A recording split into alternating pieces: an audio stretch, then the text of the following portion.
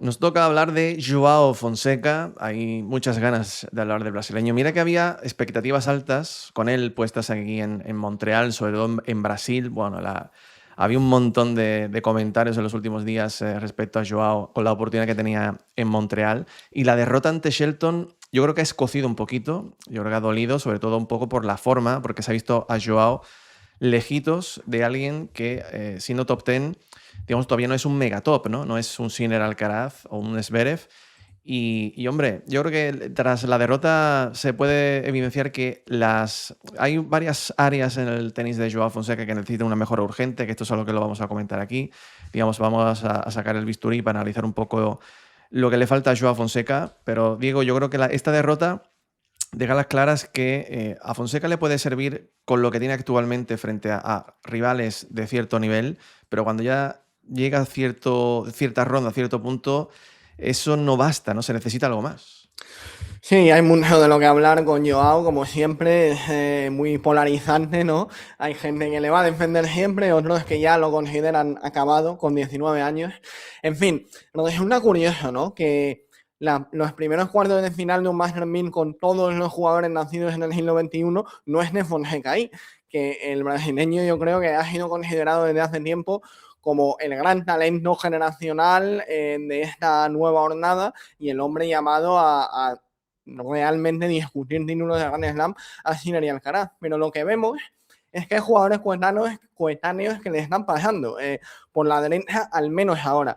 Yo creo que Fonseca tiene muy claro dónde están sus áreas de mejora y quizá le está costando un poco más de lo previsible ir afinándolas. Este vídeo va a venir muy bien para localizar esos puntos de su juego, también de su capacidad táctica en los que realmente tienen que mejorar para dar ese salto de calidad definitivo que le lleve al top 10 y que le lleve a luchar contra tenistas de este rango. Yo creo que hasta el momento, bueno, está ahí, es muy joven y está entre los 25 mejores, pero hay ciertas señales de ligero estancamiento en su tenis. Por lo tanto, yo creo que va a ser muy interesante ver en qué debe trabajar y cómo debe trabajar en ello. Fíjate que yo recibí esta semana comentarios por parte de Brasil, que bueno, la grada brasileña es un poco calentita, en cierta manera, pero decían bueno, que al final él ha competido muy bien contra Sinner, Zverev este año, que se ha visto cerca, pero sí es verdad que yo no creo que a Joao le valga únicamente con me he acercado y le he competido, yo creo que él lo que quiere es ganarles, ¿no? Y ha estado lejos frente a muchos rivales. Contra Hodder estuvo lejos, contra Alcaraz, contra Shelton en el día de ayer.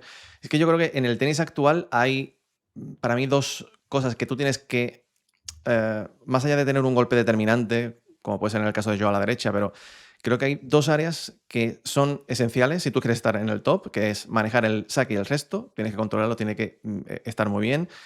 Y el saque de Joao yo creo que es aceptable, creo que es un saque notable, tiene variantes, evidentemente tiene mejoras, pero el tema del resto, esto preocupa. Y esto ya, digamos, si no lo mejora urgentemente, aquí hay un problema que es evidente. Esto es los datos de Insights del día de ayer frente a Shelton, y aquí estamos viendo como, hombre, un 5,3 al resto. Esto, claro, como digo, te puede valer este número frente a un top 50 y ya luego desde otros aspectos, pues te puedes llevar la victoria, pero el resto es esencial. Vamos, es que si no se tiene el resto y no hay una mejora en esto, en el día de mañana, pues, por cierto, el resto es la devolución. Digo que mucha gente luego desde Latinoamérica nos preguntan, ¿no? Si no hay una mejora en esto, va a tener siempre una desventaja frente a los rivales, porque cuando enfrenta a un tipo que tiene un saque, como es el caso de Shelton, pues es que te va a dominar siempre, porque incluso, bueno, tarde o temprano te va a terminar dominando. Es que fíjate, a mí lo que más me llama la atención es que desde el fondo Shelton logre 10 puntos más que Joao Fonseca, y en cierta manera es un poco como ir a contracorriente, porque tu servicio nunca te va a salvar de todos los apuros. Y fíjate que estuvo mal con el servicio también Fonseca, 58 de primero, 53 de puntos con el segundo, pero es que solo consiguió, Diego, 16 puntos al resto contra Shelton de 63, ¿eh? Claro, es que no nos podemos escudar únicamente en que Sheldon tiene muy buen saque y ayer evidentemente estuvo muy bien al servicio. Esto es un mal que se viene observando, es una clara tendencia y cuando juegas con rivales de mayor entidad pues queda muy patente. Bueno, yo creo que Fonseca tiene un problema de orden aquí táctico porque hay muchos partidos en los que da la sensación de que no sabe si estar dentro de pista, si irse para atrás, si invertirse de derecha con el segundo servicio, si no, se suele precipitar ahí. De hecho, este año, obviamente, los mejores resultados del brasileño han sido en tierra batida, donde quizá el peso del saque del rival es menor. Y ahí ha podido estar algo más cómodo y que este defecto no influyera tanto en su tenis, no condicionara tanto los resultados. ¿Cómo se trabaja esto? Bueno, lo tienen que encontrar la manera. Su equipo técnico tienen que intentar leer la dirección de los saques, intentar anticiparse o decidir no estar desde más atrás. Yo creo que él tiene potencia suficiente como para empezar el punto un poquito desde atrás y tener más paciencia.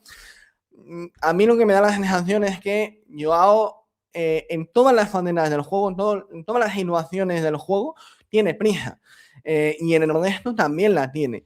Y esto le hace muchas veces intentar estar muy dentro de la pista, y eso no es fácil. Para eso hay que tener mucha velocidad de manos, un tren inferior muy explosivo, muy ágil, y aquí también podemos abordar otro asunto de mejora, como es el físico. Es verdad que este año parece que lo está mejorando, pero el brasileño no es el jugador más veloz de piernas, no es el más flexible, el más ágil, y esto también se nota en el resto.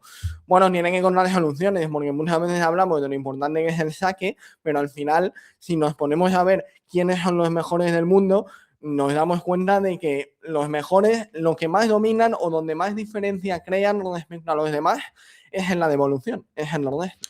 La cosa es que esto es algo, yo no sé exactamente qué, porque nosotros tampoco somos entrenadores, no sabemos hasta qué punto poder llegar a mejorar esto. Sí que nosotros podemos decir, oye, que esta área tiene, aquí donde nos sale la alarma, ¿no? La alerta roja.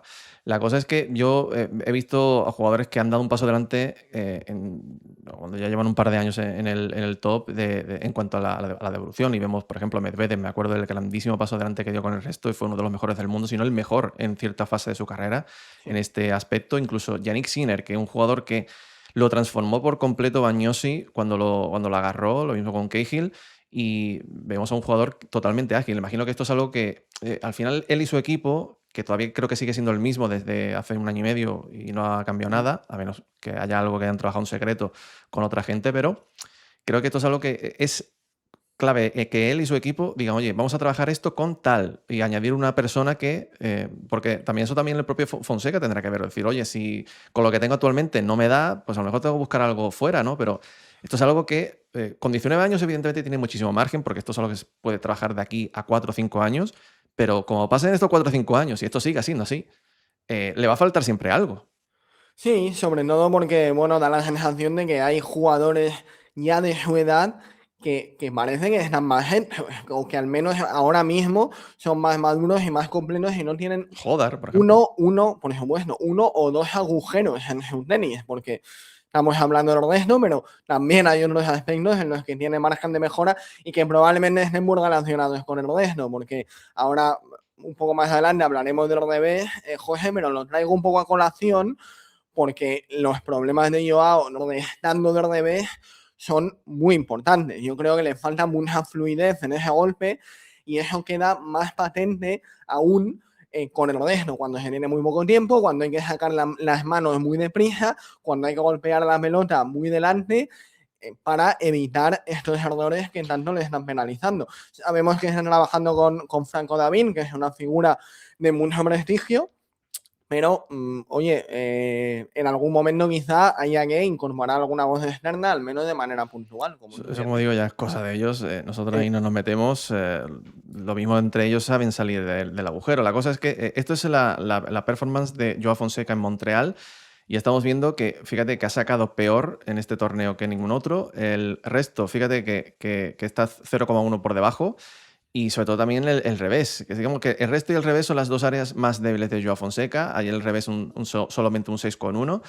Y es que este es otro de los grandes aspectos donde Joao tiene un punto débil. Los jugadores saben que la derecha es top mundial, se tiene una derecha muy buena y cuando está encendida es un tipo que te hace muchísimo daño, te supera, te la encuentras encima, te hace mucho daño porque tiene mucho peso, pero el revés es la zona donde ya la gente se lo ve. O sea, por eso te digo, tú ante un top 60 pues puedes salir del paso, te puedes esconder, pero cuando ya te enfrentas a un top que la pelota siempre te va a volver o te vuelve con una virulencia distinta, ahí te falta ese arma más, ¿no? Y ese revés ahora mismo es débil. Es un revés que lo arrinconan por ahí, sabe que tarde o temprano va a perder la paciencia, como tú comentabas, que va a lograr intentar un winner desde una zona donde a él no le resulta cómoda, o se va a invertir de derecha para jugarse un winner con el drive y se la va a jugar y eso al final es tirar una moneda al aire, ¿no? Si te entra bien y si no, nada, ¿no?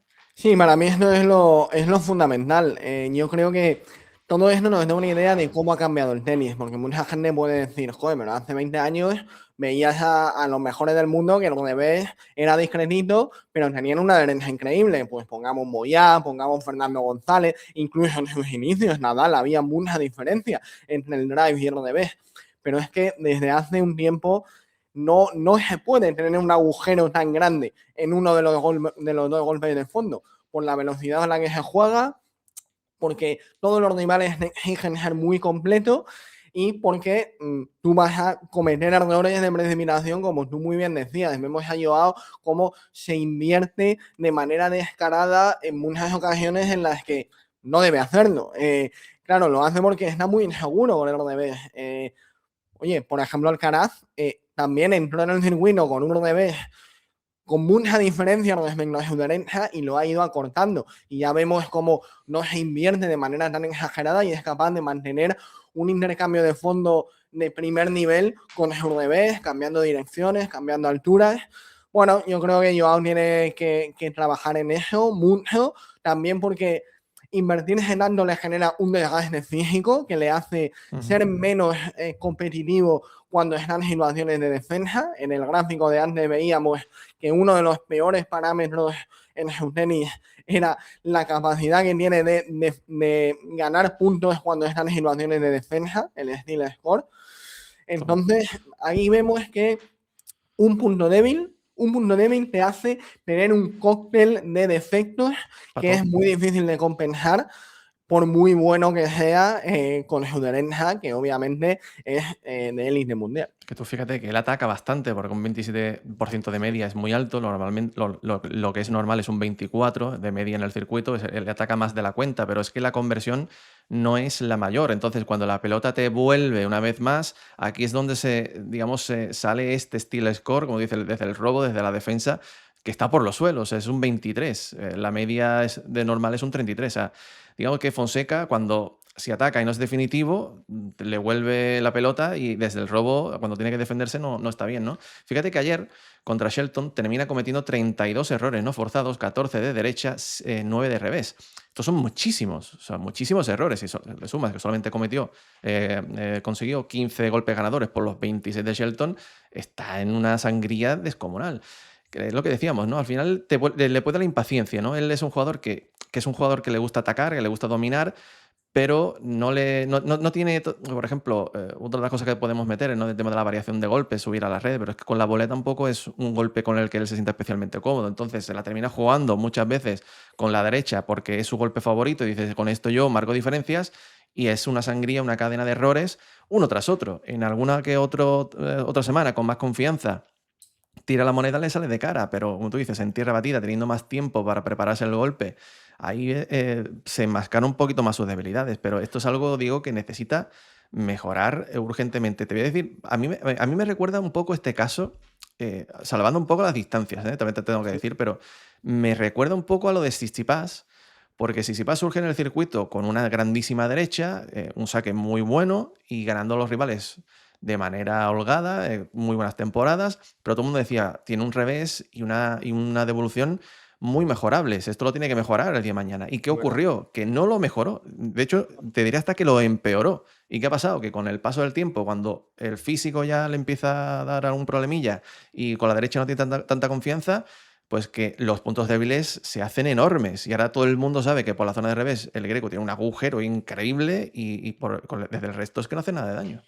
Pues es muy buen ejemplo. Yo creo que el entorno de Fonseca es bastante mejor, al menos así lo espero, Sí, hombre, sí. y espero que pueda evolucionar. Y yo le puedo dar otro ejemplo, por supuesto, también salvando obviamente las distancias, eh, pero yo veo que Fonseca es un jugador con unas virtudes tremendas que le han valido para aterrizar en el circuito muy joven, para meterse ahí entre los 30 mejores, porque como tú dices, le vale para ganar fácil a un top 60, un top 70, porque es muy bueno en las cosas que hace bien, pero luego es verdad que tiene mucho margen de mejora en muchos aspectos. ¿Esto a qué me recuerda? Bueno, recordemos cómo era Federer con 19 años. Hay que recordar que Federer eclosionó totalmente con 23. Federer era un jugador de mucho talento, de una derecha espectacular, de un jaque muy bueno, pero con el revés tenía un agujero claro. Y con el resto también lo tenía. Y Federer, fíjate cómo consiguió evolucionar hasta, obviamente, ser uno de los mejores de la historia. Bueno, obviamente, salvemos la distancia, no le vamos a pedir eso a Fonseca ni a esperarlo, pero yo sí que veo que el brasileño va a necesitar más tiempo que otros jugadores, pero continúo viendo un techo muy alto, porque sinceramente hemos hablado mucho de todos los defectos que tiene, pero dame el 25 del mundo con 19 años, ¿no? Y todo lo que ha hecho ya el brasileño con todo ese margen de mejora. Aquí solo vale confiar en que tenga una ética de trabajo buena que le permita resolver estos problemas, pero yo continúo creyendo que el potencial de Joao es enorme y veremos a ver qué camino toma, ¿no? Si el que has apuntado tú de Gingipas, que fue de estancamiento total y de no progresión en esos defectos, o lo que hizo Federer mejorando en todas las facetas del juego y creo yo que superando cualquier expectativa que se pudiera tener de él con 19 años. A ver, yo es que aquí yo no me he bajado, no me voy a bajar del barco todavía. Yo creo que es un tipo que tiene un talento increíble y que para mí tiene aptitudes para estar ahí arriba porque creo que es mejor jugador o tiene más techo de lo que tiene, sin querer mencionar a ningún top 10 actual o que haya sido top 10 hace poco. Creo que si, joder, Bullick, si ha sido Bullick top 10 puede serlo Fonseca, que para mí es más completo o puede llegar a ser más completo. Lo que pasa que tiene que mejorar las facetas en las que actualmente pues, tiene esa vulnerabilidad. La cosa es que él también corre el peligro de que el día de mañana, si esto no se soluciona rápidamente, se pueda producir esa falta de, digamos, de cumplir las expectativas y que surja la impaciencia, Sí, la presión. la presión desde Exactamente. Brasil, sí, Y sí, eso sí. le puede también terminar afectando, que es un poco lo que le ha pasado a Holger Rune. También hay que decir que es otro buen ejemplo, un tipo que te hace ¿no? Tiene como una explosión muy Mm. pronta, muy grande y se crean unas expectativas y no termina de llegar, ¿no? Y luego surgen los problemas físicos, que él también tiene problemas en la espalda, Joao Fonseca. Hay que decir que ayer, otra de las cosas que me sorprenden es que tira su primer saque a una media de 18 kilómetros por hora menos de su Mm. media. 177 por hora cuando él promedia 193. Que no, 125. Digo, hostia, esto a mí no me parece un dato. O sea, que te baje 5 kilómetros, te digo, mira, pues está buscando otra cosa. Pero cuando te baja 18 kilómetros por hora la media, a ver si es que hay algo ahí también detrás, ¿no? Bueno, es curioso, le puedo explicar algo quizá por la humedad de la pista, porque las condiciones son un poco más lentas de lo esperable, pero evidentemente algo puede fallar y habrá que estar atentos, porque la gira sobre hierba no fue nada buena, Joao no rindió al nivel esperado. Es verdad que en tierra batida con ese Roland Garros y Monte Carlo lo hizo muy bien, pero a principio de año arrastraba problemas de espalda. Vamos Sí. a ver, porque es un cuerpo que puede tener tendencia a lesionarse. Un tren superior muy potente, una dificultad en los desplazamientos. Vamos a ver, habrá que estar muy atento a cómo van trabajando físicamente, porque es otro de los aspectos en Sí. los que hay que prestar atención. Con 19 años tiene todavía también mucho tiempo. La cosa es Tiene que mucho margen. después de su Roland Garros, que llegó a cuartos de final, primer Grand Slam que rompe esa barrera, 7 partidos y tiene solo 4 victorias. Perdón, 3 victorias, 4. Hostia, ahora lo he dicho de memoria. Ganó 2 partidos en Wimbledon y 2 Y 2 aquí en Montreal. 4 Ujú. victorias, 3 derrotas. Digamos que ha sido como, bueno, ostras, cuidado que Fonseca ahora parece que ha llegado y de repente pues no termina de cruzar todavía, ¿no? Y al final tú ves aquí a Fis, ves a Hodar, ves a muchos otros jóvenes, ¿no? Que siguen dando pasos hacia adelante y él se queda un poco ahí. Entonces, ahí está la cosa. Bueno, estos dos problemas que queremos señalar sobre las dos asignaturas pendientes que parece tener Joao Fonseca con su tenis, ¿lo mejorará o no lo mejorará? El tiempo será testigo. Aquí estaremos para seguir contándos y cualquier cosita que os queráis comentar aquí abajo en la cajita de comentarios, nos lo ponéis, además del me gusta si os ha gustado el vídeo. Amigo Diego, un abrazo, muchas gracias, nos vemos. Muy bien, adiós.